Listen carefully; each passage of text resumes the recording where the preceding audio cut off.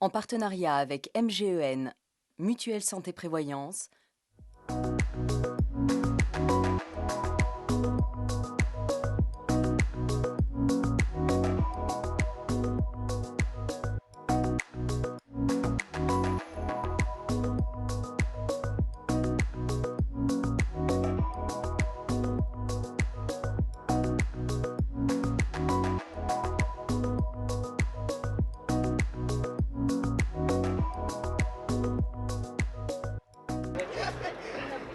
Bonjour à toutes et à tous, bienvenue pour cette nouvelle édition, 5e édition des Fit Days, le tour à étapes du triathlon avec, vous l'avez vu sur les premières images, des parcours qui s'annoncent absolument magnifiques, des décors qui seront magnifiques pour les compétiteurs qui font la connaissance pour commencer du prologue. Bonjour Philippe. Bonjour Patrice. C'est vrai que la nouveauté, ça a été ce prologue cette année dans le Grésivaudan. Nous sommes dans le département de l'Isère, le premier triathlon du Grésivaudan.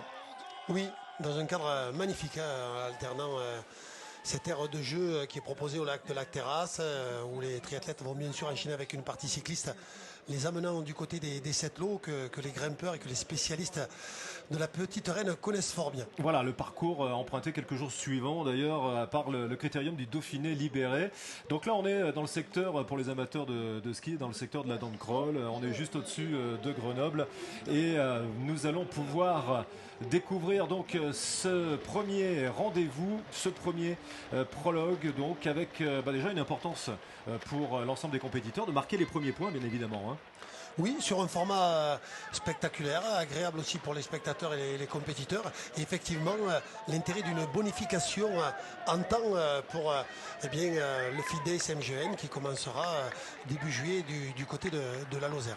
Alors avant de prendre la direction de la Lozère, du Mont Lozère, c'est donc ici dans le département de l'Isère que les choses sérieuses commencent. Avec la première partie, donc le lac, et ensuite donc le passage au vélo, la transition avec le vélo pour ces dames. Céline Tarabia, en l'occurrence à l'image, qui représente le team Pierre Martinet, comme on peut le constater. Donc il n'est pas sorti en pole position de la partie nautique chez les féminines, mais on la connaît, Céline. Elle va s'employer sur la partie cycliste forcément. Ouais, chacun son point faible, effectivement. Et avec parfois un temps à gérer ou un retard à rattraper. On va voir ce qu'il en est donc du côté des féminines là pour le vélo avec voilà, Céline qui a numéro 1 qu'on retrouve effectivement.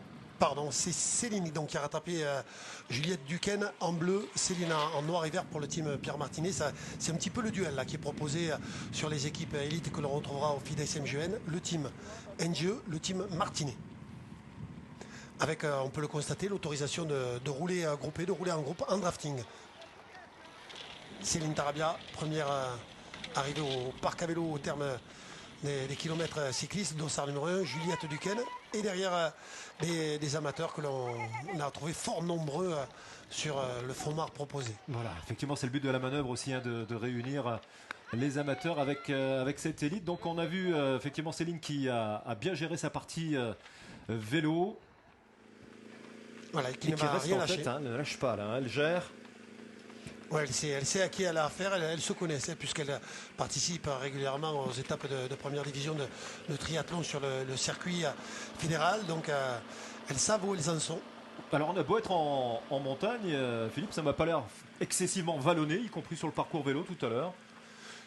Effectivement, mais il y a un autre facteur d'intensité, étant donné que les distances sont plutôt courtes, les athlètes se donnent réellement à fond. Alors il n'y a pas forcément besoin de niveler, tout du moins, sur ce format-là. Après, on le sait, il y a eu d'autres courses proposées avec un fort dénivelé. Bon, alors là, inutile de rajouter effectivement des difficultés. Et donc, l'arrivée donc, de ce relais. Voilà, une seconde d'écart entre le team NGE et le team Pierre Martinet.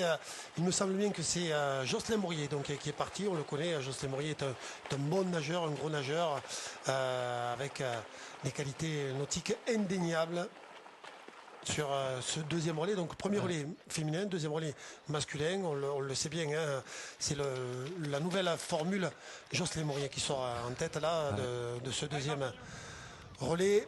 Dossard numéro 12. Et le team martinais qui ne va rien lâcher forcément. Apparemment, oui, puis c'était une seconde là, très disputée là, pour cette première partie. Alors là, ça va se jouer sur la partie vélo, partie de manivelle entre les deux hommes.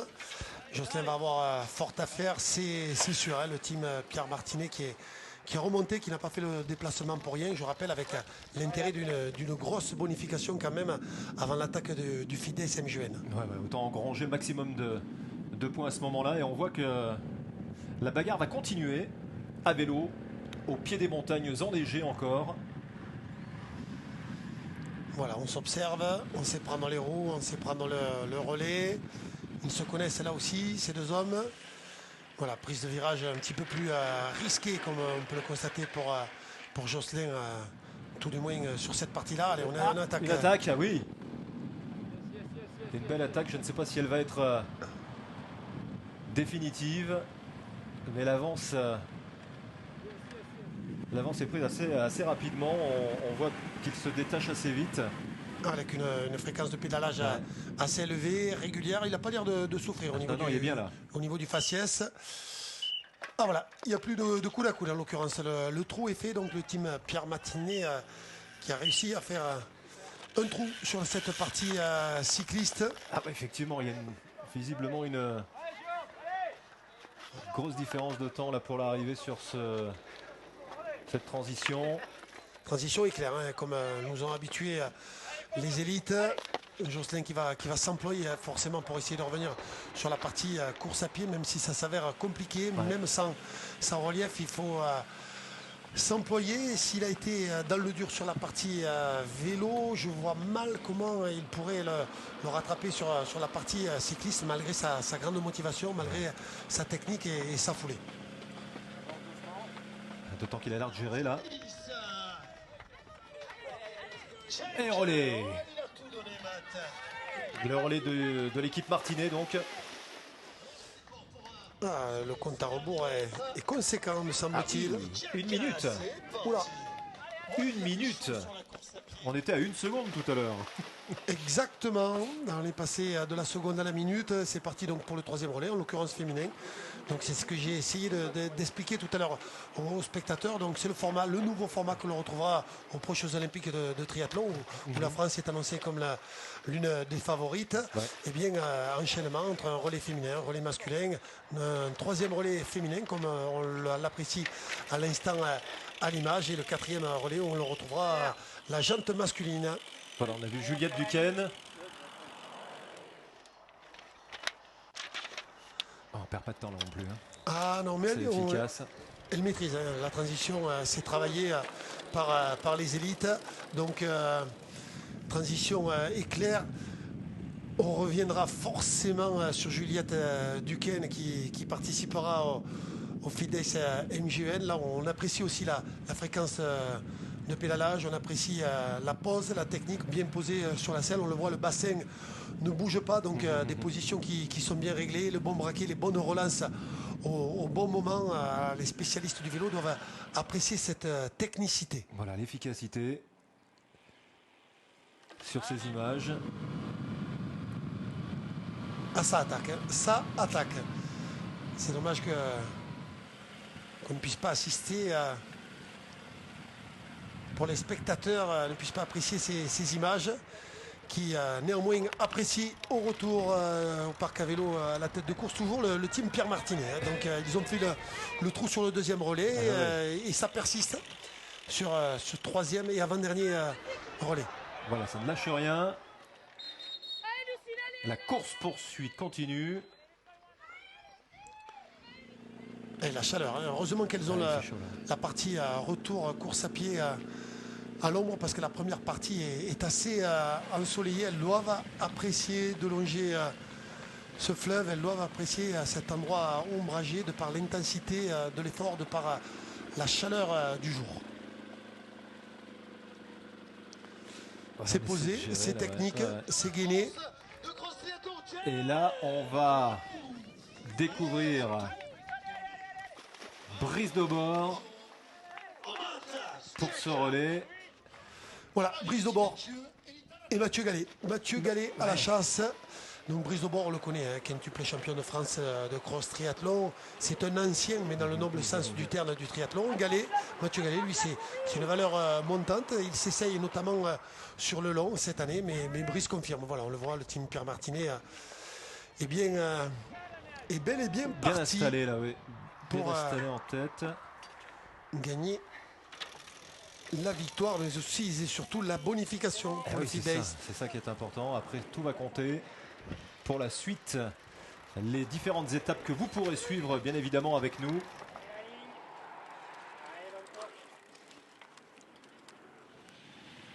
Ah, Brice, il va gérer. C'est sûr qu'il va gérer. Il va se faire plaisir, il a l'expérience, il a le savoir-faire, de belles relances au bon moment, Voilà, sortie de virage. Sur son terrain de jeu là. Voilà, la bonne position, bref, que du bonheur et que du plaisir. Fréquence de pédalage assez élevée, il doit être aux alentours des 90 tours minutes, les spécialistes apprécieront. Mathieu ne va rien lâcher, avec son tempérament et avec sa jeunesse. Il va s'employer malgré le palmarès élogieux de Brice Aubord. Alors, voilà, descendu bien avant la ligne. Effectivement. Consigne donnée par le corps arbitral afin de respecter la réglementation de la Fédération française de triathlon. Là aussi, ok. C'est parfait. À montrer dans les écoles de triathlon, Patrice. Exactement. Ah, quand on connaît les qualités de coureur à pied de Brice, malgré quelques pépins physiques récents. On voit pas ce qui pourrait bien l'empêcher de franchir la ligne victorieux. Encore une fois, technique posée, souple, de la fréquence, avec de l'amplitude, rythmé avec le haut du corps, malgré la fatigue qui devrait sévir, on le voit assez souple, effectivement. concentré. Et voilà donc CQFD. La victoire donc de Brice, le team Martinet. Donc on verra les écarts dans un instant. Avec une équipe, le team Martinet victorieux. Regardez donc 2,45. Les deux équipes élites donc présentées. Et Voilà. on enchaîne avec... Tiens, on parlait des jeunes tout à l'heure. Voilà qui fait plaisir à voir aussi. Hein. La future élite qui prend du plaisir à pratiquer le triathlon. Petite longueur sur le lac, le vélo. Voilà, donc ces jeunes qui représentent aussi leur club et c'est également hein, pour eux qu'est organisé ce Fit Days ici avec le prologue donc auquel vous assistez pour quelques derniers instants dans le Grésivaudan, le département de l'Isère, où on sait qu'il y a de nombreux champions bien évidemment qui sont originaires de ce secteur, de la région grenobloise. Oh, ils sont tout petits, hein. Ah oui, le triathlon pour tous, c'est dès le plus jeune âge, effectivement. Vraiment pour tous. Ah oui, c'est plus qu'un slogan, une réalité. Et voilà, le triathlon pour tous aussi, pour les adultes, avec un format M cette fois-ci, avec beaucoup d'amateurs présents sur cette distance, 1 km 500 en natation, 40 à vélo, et là, avec du dénivelé sur la partie cycliste et 10 km de course à pied. Les sociétaires du Tricastin présents, les sociétaires de Montpellier, les sociétaires de Lyon aussi étaient présents. Ouais, et puis apparemment une bonne averse aussi qui était présente. Tout peut le- arriver en montagne. Hein. Le temps n'était pas de la partie le dimanche, on s'est régalé le samedi, mais Brice a accumulé entre le samedi et le dimanche et on le retrouve encore une fois à l'image avec le dossard numéro 4. Il s'est régalé sur la partie cyclisme mais aussi forcément sur la partie course à pied. Il est là, Brice. Voilà Brice, on le retrouve. Cette année, le calendrier du Fit Days MGN a été modifié puisque la première étape a eu lieu au début juin dans le Grésivaudan, c'est-à-dire entre Chambéry et Grenoble. Une première étape qui s'est courue avec des athlètes qu'on retrouve aujourd'hui et au cours de laquelle ces athlètes ont déjà marqué des points et pris de l'avance au classement général. On a beaucoup d'athlètes cette année qu'on ne connaît pas, avec des points forts très affirmés mais également des faiblesses dans certaines disciplines. Un Fit Days MGN à mon avis très ouvert et ouvert jusqu'au dernier jour. Ça va être difficile à gagner.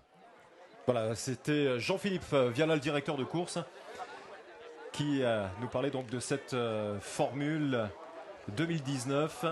Qui sont offertes actuellement aux triathlètes. Et on retrouvera tout à l'heure des réactions à chaud.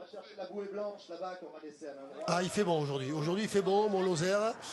On va se régaler. Ils vont se régaler avec un départ à natation imminent, j'imagine, qui sera donné par l'organisateur. Voilà, c'est parti. Ça y est, c'est parti.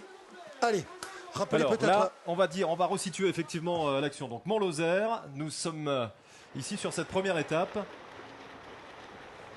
Sur la partie natation, les triathlètes des teams élites facilement reconnaissables. Le team Pierre Martinet, bonnet noir. Le team NGE, bonnet jaune, en l'occurrence vraisemblablement Jocelyn Mourier qui mène le bal. Bonnet orange, le team Volvic avec notamment les Néo-Zélandais. Le team au bonnet bleu, le team Aptonia, composé de Russes, ainsi que le team au bonnet rose, composé de Russes. On donnera la totalité des compositions d'équipe. Oui. Et le bonnet rouge pour les Anglais du Birmingham Triathlon. Voilà, qui vous permet de les repérer ici sur le lac, donc dans cette partie natation. Voilà, Jocelyn Mourier avec suivi des deux Néo-Zélandais. Liam Ward, Kyle Smith, on retrouve un Russe aussi en bonnet rose à la 4e position. Voilà, Jocelyn Mourier, un fidèle. Les Néo-Zélandais qui visiblement ne font pas le voyage à vide non plus. Liam Ward en l'occurrence, Kyle Smith en 3e position.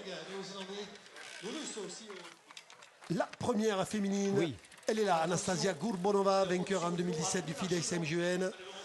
Harry Graham, la néo-zélandaise, 2e féminine, donc à sortir du parc à vélo, Patrice. Voilà, on sent que ça va être exactement disputé aussi comme le fut le prologue. Ça va être chaud là au niveau du classement. On a vu donc le classement natation et c'est parti donc pour cette épreuve vélo. On va voir ce que va décider. Donc là déjà c'est un peu plus pentu que pour le prologue, on a l'impression. Plus pentu effectivement, mais aussi plus long. Donc plus de 30 km à réaliser. Il va falloir être hyper performant sur la partie vélo, non seulement pour prendre de l'avance, mais aussi pour pouvoir encaisser la course à pied qu'il y a derrière. Donc il faut être juste dans le dosage de son effort, Patrice. Alors on assiste à Mano, rappelez le dossard numéro 14, Jocelyn Mourier, qui ne veut rien lâcher sur Kyle Smith, dossard numéro 24. Et on retrouve ces dames dans une partie de côte. Anastasia Gourbanova, voilà, qui n'a pas forcément l'habitude de ce type de relief. Elle est plutôt sur du court et sur un petit peu en difficulté là. Oui. Et sur du plat. Harry Graham qui ne va rien lâcher. Voilà, Harry Graham qui fait parler la poudre. Oh, encore une nouvelle néo-zélandaise, dossard 23. On est sur un autre gabarit. La petite mais grande par le talon, Deb Lynch, qui revient donc sur sa coéquipière de team, le team Volvic, mais aussi sur sa néo-zélandaise de pays. Les deux néo-zélandaises à l'attaque de la Russe. Alors chez les hommes, on va voir où nous en sommes. Avec toujours ces magnifiques décors du Mont-Lozère. Donc il me semble qu'on le retrouve toujours, les trois hommes de tête, les deux néo-zélandais, le français Jocelyn Mourier, qui est à l'attaque. Par contre, ça revient fort là. Le russe, Ruslan Terekov, revient très très fort. Il me semble qu'il nous fait une belle partie de manivelle, comme l'on dit dans leur jargon, alors que ce sont toujours les trois hommes, le français Jocelyn, les deux néo-zélandais, Kyle et... Oh, ça y est, il s'est passé quelque chose. Alors là, donc Jocelyn qui était en difficulté peut-être un petit peu tout à l'heure, là on le voyait peiner, puis donc cette attaque du russe, on voit Jocelyn qui est passé, donc c'est le russe Ruslan Terekov, effectivement, qui Patrice prend la tête. Ah, une pénalisation là pour carton bleu, bleu adressé à Liam Ward, comme on peut le constater. Il faudra donc qu'il s'arrête à la penalty box. On verra cela tout à l'heure en image. On va voir comment... Ah ben voilà. Kyle Smith aussi vient décoper d'un carton bleu. Et là aussi. Et Jocelyn également. Et ben voilà, tous pénalisés. Alors peut-être expliquer aux spectateurs qui n'ont pas respecté les distances réglementaires d'une distance de 7 mètres C'est ça, ouais. lorsqu'ils sont ensemble, puisque cette première étape ne permettait pas de rouler en paquet. Bon, et bon, on va retrouver les dames. Anastasia Gourbonova qui pour l'instant est bien réussi à conserver sa première place. On retrouve encore les Néo-Zélandaises. Ouais, elles sont restées ensemble. On appréciera l'écart tout à l'heure peut-être, mais il me semble que la Russe gère bien son sujet là finalement. Oui, mais avec une transition quand même Oula. tout en prudence. Hein. Elle nous a habitués à mieux sur des transitions éclairs, Anastasia Gourbonova. Voilà, maintenant ça va être pour elle une partie de plaisir entre guillemets, parce qu'il va falloir se la donner, si on peut me permettre l'expression. Voilà, Anastasia Golbonova, donc vous voyez le chrono. Ruslan Terekov, qui a été donc le premier de ces messieurs au niveau de la transition. On va les retrouver d'ailleurs. Arrivera-t-il à conserver son avance, sachant que derrière, faut-il le rappeler aux téléspectateurs, Patrice, les deux Néo-Zélandais, Liam Ward à l'image et Kyle Smith, mais aussi Jocelyn Mourier à l'image, devront prendre 2 minutes de pénalité dans la boxe assujettie. Voilà, ils croisent les Anglais. Voilà, un Anglais qui est croisé sur la partie aller-retour course à pied.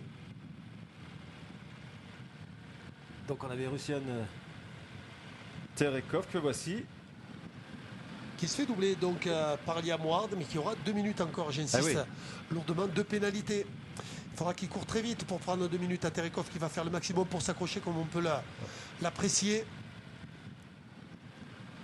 Grosse chaleur aujourd'hui, grosse chaleur, gros dénivelé. Voilà, direction. Et voilà. Terekov, lui. Terekov qui n'a pas de pénalité à faire. Donc il continue son chemin. On est avec Liam Ward là. Allez, la même pénalité aussi pour Kyle, 2 minutes. Et le troisième à l'arron, Jocelyn Mourier. Jocelyn qui va patienter lui aussi, ranger son frein. Côté féminin, Anastasia. Voilà, Anastasia. Oui, la course à pied, elle sait faire natation, course à pied. Les triathlètes de ce niveau, ça ferme. Par contre, elle aura fort à faire, à mon avis, quand on connaît le palmarès des Néo-Zélandaises. C'est surtout de Deb Lynch qui est revenue sur la partie cycliste, donc qui a vraisemblablement, elle est là. Voilà, elle est là, Deb Lynch. Reste à savoir si elle aura assez de distance à réaliser, assez d'énergie pour revenir. Elle a déjà lâché sa compatriote, Harry Graham. Qui prend le temps de prendre un peu d'eau, ce qui n'était pas le cas de sa compatriote. Allez, on retrouve les garçons. Terekov, donc qui a dû, au bénéfice de la pénalité, il va prendre au moins 2 minutes d'avance, qui devrait lui suffire sur la deuxième boucle. Aliam qui paraît un tantinet déconcerté à la lecture de son visage. Mais à ce niveau-là, ils ne vont rien lâcher. Ils connaissent les règles. Ils se sont fait prendre au piège. Brice de bord. Avec grand plaisir de retrouver. Tiens, Brice de bord. Brice. Et rien d'étonnant en même temps, lorsque l'on connaît ses qualités pédestres. Alors, donc là, ça m'a l'air d'être un tournant là pour la course de tête féminine, Patrice. Oui, donc avec notre Russe qui était en tête depuis quasiment le début, là, qui se fait dépasser par Deb Lynch. Si elle a pris les devants, Deb. Ça va être compliqué après. Pour lui revenir dessus. Là, la machine est lancée. Elle est bien, Et donc, et ben voilà, tout est dit effectivement. Terekov qui s'impose. Liam Ward, donc qui s'octroie la deuxième place. Voilà, on verra les écarts là tout à l'heure. Et Kyle Smith. Et ben voilà, donc on retrouve ce trio. À la troisième. Brice de bord, la quatrième place. La victoire féminine néo-zélandaise. On l'attendait. Deb Lynch. Deb Lynch attendue effectivement à cette place. Et donc, elle a fait une belle course. Anastasia Gourbonova. Anastasia qui termine deuxième féminine comme vous le voyez sur ce tableau. Et on écoutera Brice de bord d'ailleurs qui nous racontera sa journée peut-être pas si simple que cela pour lui.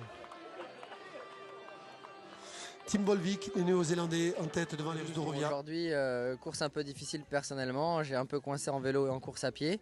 Et en plus de ça, on a un athlète russe, plus les 2 athlètes néo-zélandais que je connaissais plutôt bien, qui sont placés à l'avant de la course. Je me suis retrouvé isolé en vélo dû à la mauvaise natation. Et aujourd'hui, ouais, non, pas de jambes, donc ça a été compliqué. Alors en plus de ça, le classement maintenant va quasiment être établi, comme c'est l'étape la plus longue. L'athlète russe, lui, il est quand même bien détaché, hein. Aujourd'hui, maintenant, il possède 3 minutes d'avance sur le deuxième. Et moi, je suis à 48 secondes du deuxième. Et derrière moi, c'est à 25 secondes. Donc c'est très serré, oui. Voilà, effectivement, Brice Debord, un petit peu déçu de sa journée. Et il nous reste à vous donner rendez-vous donc pour l'étape suivante, direction Frontignan cette fois, pour voir un peu ce que cette nouvelle étape va changer, pourrait changer dans le classement.